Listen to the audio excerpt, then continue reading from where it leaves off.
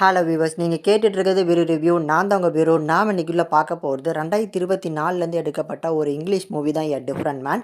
இந்த படம் எப்படி இருக்குது அப்படிங்கிறத அந்த வெளில பார்க்க போகிறோம். இந்த படத்தில் நம்ம கேப்டன் அமெரிக்கா படத்தில் வரக்கூடிய பக்கிங்கிற கதாபாத்திரத்தில் நடித்த செபாஸ்டியன் ஸ்டான் தான் இந்த படத்தில் லீட் பண்ணி நடிச்சிருக்காரு. ரொம்ப அழகான படம், கண்டிப்பாக எல்லாருமே பார்க்கக்கூடிய ஒரு படம் அப்படின்னே சொல்லுவேன்.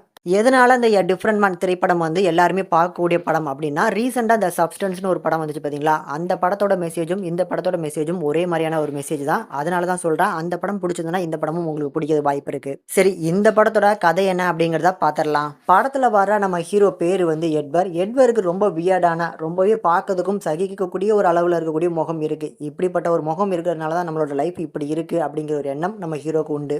நம்மளுக்கு மட்டும் மற்றவங்க மாதிரி முகம் இருந்திருந்தா நம்மளோட வாழ்க்கை மாறி இருக்குமே அப்படிங்கிற ஒரு எண்ணத்தில் இருக்கக்கூடிய ஹீரோக்கு ஒரு டாக்டர் வந்து ஒரு அன்ஆத்தரைஸ்டான ஒரு லேபில் வந்து நடக்கக்கூடிய ரிசர்ச்சை பற்றி சஜஸ்ட் பண்ணுறாரு. அந்த லேபுக்கு போய் நீ போய் ட்ரை பண்ணி பாரு, ஒருவேளை உன் முகம் மாறதுக்கு வாய்ப்பு இருக்குது அப்படின்னு சொல்லி சஜஸ்ட் பண்ணுறாரு. அந்த ரிசர்ச் லேபில் வந்து இவர் பண்ணக்கூடிய ட்ரீட்மெண்ட்னால கொஞ்சம் கொஞ்சமாக இவரோட முகம் வந்து நல்ல ஒரு முகமாக, அழகான ஒரு முகமாகவே மாறுது. இதுக்கப்புறமாவது அந்த முகத்தோட ஒரு நல்ல வாழ்க்கையை இவர் நினச்ச மாதிரி வாழ்ந்தாரா இல்லையாங்கிறதா அந்த படத்தோட மொத்த கதையுமே. இப்போ இந்த படத்தை பொறுத்தளவுக்கு ஆரன் ஷிம்பர்க் அப்படிங்கிறவர் தான் அந்த படத்தை டைரக்ட் பண்ணி எடுத்திருக்காரு. ரொம்ப அழகான கதை, கண்டிப்பாக எல்லாரோட லைஃப்லையும் கனெக்ட் பண்ண மாதிரியான ஒரு கதைன்னே சொல்லிடலாம். ஏன் அப்படின்னா, நம்ம லைஃப்பில் வந்து ஒரு தடவையாவது ஒரு கம்பேரிசன் பண்ணியிருப்போம். நம்ம வந்து பார்த்திங்கன்னா ஒரு 5வது ரேங்க் எடுக்கிறோம் அப்படின்னா, மொதல் ரேங்கில் எடுக்கக்கூடிய மாதிரி நம்மளுக்கு மூளை இருந்துச்சுன்னா, நம்மளும் மெமரி பவர்ஸ் இருந்துச்சுன்னா மொதல் ரேங்க் எடுத்துருக்கலாமே அப்படிங்கிற ஒரு எண்ணம் வந்திருக்கும். இந்த மாதிரி வந்து ஓட்டு வீட்டில் இருக்கக்கூடியவனுக்கு மாடி வீடு, இப்படி ஒவ்வொருத்தருக்கும் ஒவ்வொரு கம்பேரிசன் பண்ணிகிட்டு இருப்போம். நம்ம இருக்கிறத வச்சு சந்தோஷமாக வாழணும் அப்படிங்கிற எண்ணமே இருக்காது. அந்த ஒரு மைண்ட் செட்டில் இருக்கக்கூடிய ஒரு பேஷன் தான் நம்ம ஹீரோட கதாபாத்திரம். அந்த கதாபாத்திரத்துக்கு ஏற்ற மாதிரியான ஒரு ஜஸ்டிஃபை பண்ணுற மாதிரியான ஒரு பர்ஃபார்மன்ஸை நம்ம செபாஸ்டியனும் கொடுத்துருப்பாரு. உண்மைக்கும் அவரோட கேரக்டர் எப்படி இருக்கும் அப்படின்னா, நம்ம முகம் மாறிடுச்சு அப்படின்னா நம்மளோட லைஃப் மாறும் அப்படின்னு. ஆனால் தான் உள்ளே இருக்கக்கூடிய கேரக்டர் வந்து நம்ம முகம் மாறினாலும் மாறாது. ஸோ மாறக்கூடியது அந்த கேரக்டர் தான் மாறணும் அப்படிங்கிறது ரொம்ப அழகாக காமிச்சிருப்பாங்க இந்த படத்தில். இந்த படத்தோட அந்த ஃபர்ஸ்ட் ஹாஃப் வரைக்கும் ஓகே டு வாட்சாக இருக்கும். அந்த செகண்ட் ஹாஃபில் ஹீரோவோட பழைய முகம் இருக்கக்கூடிய ஒரு முகம் மாதிரியே ஒரு ஆள் வந்து என்ட்ரு ஆவார். அதுக்கப்புறம் இந்த படம் செமையாக பிக்கப் ஆகும். அதிலிருந்து நிறைய லைஃப் லெசன்ஸ் வந்து பார்த்திங்கன்னா கற்றுக்கலாம். அந்த மாதிரி இந்த படத்தில் அங்கங்கே டீட்டெயிலிங்ஸாக நிறைய விஷயங்கள் பண்ணியிருப்பாங்க. அந்த கேரக்டரை ஆடம் அப்படிங்கிறவர் தான் இந்த படத்தில் நடிச்சிருக்காரு. உண்மைக்குமே அவரோட முகம் அப்படி தான் இருக்கும். அவங்க வந்து மேக்கப் போட்டிருக்காங்க அப்படின்லாம் நினைப்பீங்க. நிஜமாவே அவரோட முகம் இந்த தான். இதுக்கு முன்னால் ஒரு படத்தில் வந்து பார்த்திங்கன்னா அவர் நடிச்சிருக்காங்க. எனக்கு தெரிஞ்சு அவரை இன்ஸ்பயர் பண்ணி தான் இந்த படத்தை எடுத்திருக்காங்க அப்படிங்கிறது தெரியுது.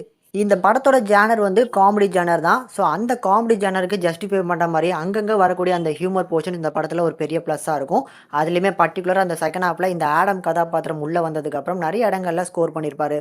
இதில் இந்த படத்தோட அந்த கிளைமேக்ஸ் போர்ஷன் இந்த படத்தில் ஒரு பெரிய ஹைலைட்டாக இருக்கும். ஹீரோ சிரிச்சுக்கிட்டே இருக்கிற மாதிரி இந்த படத்தை முடிச்சிருப்பாங்க. அதில் நிறைய மெசேஜை வந்து பார்த்திங்கன்னா இன்டெரக்டாக சொல்லிட்டு போயிருப்பாங்க. அந்த மெசேஜ் வந்து உங்களுக்கு புரிஞ்சுட்டு அப்படின்னா அந்த படம் சூப்பராக இருக்கப்பா அப்படிங்கிற ஃபீல் கண்டிப்பாக உங்களுக்கு கிடைக்கும். ஓவராலாக பார்த்து என்ஜாய் பண்ணுற மாதிரியான ஒரு ஒர்த் டு வாட்சபிளான ஒரு மூவி. எதனால அப்படின்னா, கண்டிப்பாக இந்த படத்தில் இருக்கக்கூடிய அந்த மெசேஜுக்காக இந்த படத்தை பார்க்கணும் அப்படின்னு சொல்கிறேன்.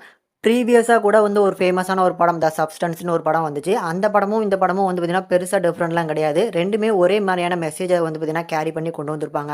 ஆனால் அந்த சப்ஸ்டன்ஸ் படம் வேறு லெவலில் இருக்கும். அந்த படத்தில் ரொம்ப வியர்டான காட்சிகள்லாம் இருக்கும். அதனால் வந்து உங்களால் ஃபேமிலிஸோட பார்க்குற மாதிரியான ஒரு படமாக இருக்காது. உங்களுக்கு த சப்ஸ்டன்ஸ் படம் வந்து பார்க்கும்போது ரொம்ப வியர்டாக இருக்குது, பார்க்க முடியல அப்படின்னு நினச்சிங்கன்னா இந்த படத்தை ட்ரை பண்ணி பார்க்கலாம். ஏன்னா அதை விட கம்பேர் பண்ணும்போது ஒரு பாதி தான் வந்து பார்த்திங்கன்னா வியர்டான காட்சிகள் இருக்கும். ரொம்பலாம் பெருசாக இருக்காது. ஃபைனலாக இந்த எ டிஃப்ரெண்ட் மேன் திரைப்படத்துக்கு நம்ம சேனல் ரேட்டிங்னு பார்க்கும்போது 5க்கு 3 வரைக்கும் ரேஷியோ கொடுத்துருக்கோம். டெக்னிக்கலாக இந்த படம் பயங்கரமான ஸ்ட்ராங். ஆனால் ஃபேமிலி ஃப்ரெண்ட்லி கிடையாது. அதனால் தனியாகவே உட்காந்து பார்த்து என்ஜாய் பண்ணுங்கள்.